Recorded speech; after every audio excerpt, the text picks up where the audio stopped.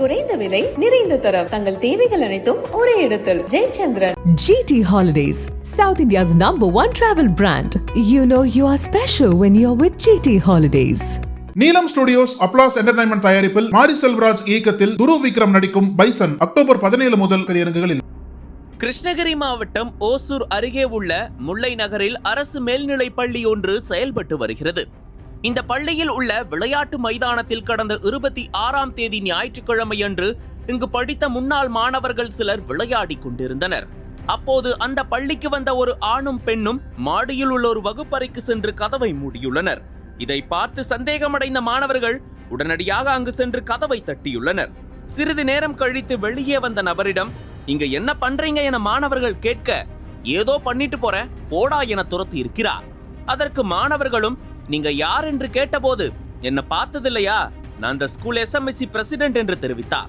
தொடர்ந்து கீழே வந்த அந்த நபரிடம் மாணவர்கள் யார் அந்த பொண்ணு என கேட்க, என்ன பண்ணுவியோ பண்ணிக்கோங்கடா, நாளைக்கே ஆமா நான் பண்ணேன்னு ஒத்துக்கிட்டாலும் யார் என எதுவும் பண்ண முடியாது என திமிராக தெரிவித்துள்ளார். இதையடுத்து அங்கிருந்த மாணவர்கள் ஒன்று சேர்ந்து இது ஸ்கூலா இல்ல லாஜா, நீங்க ஸ்கூலுக்குள்ள அந்த வேலை பண்ணது தப்பா இல்லையா என சராமாரியாக கேள்வி எழுப்பினர். அதற்கு அந்த நபர் சரி என்னவோ பண்ணுங்கடா, ஸ்கூல் சாவி மொத்தமும் என்கிட்டதான் இருக்குது, முடிஞ்சதை பார்த்துக்கோங்கடா என கூறி அங்கிருந்து புறப்பட்டு சென்றார். இதற்கிடையில் வகுப்பறையில் இருந்த அந்த பெண்ணை நைசாக போன் பேசியவாறே அனுப்பிவிடுகிறார்.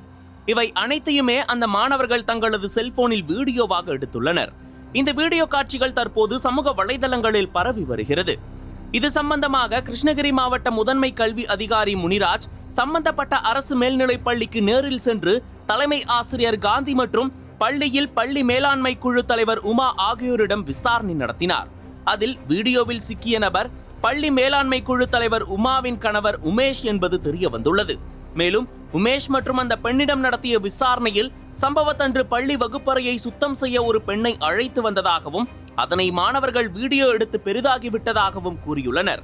இதனிடையே பள்ளி மேலாண்மை குழு தலைவர் உமாவை அந்த பதவியிலிருந்து நீக்குவதற்கு கல்வித்துறை அதிகாரிகள் நடவடிக்கைகளை எடுத்து வருகின்றனர். இது சம்பந்தமாக தலைமை ஆசிரியர் ஓசூர் நகர காவல் நிலையத்தில் புகார் அளித்துள்ளார். அதன் பேரில் போலீசார் விசாரித்து வருகின்றனர்.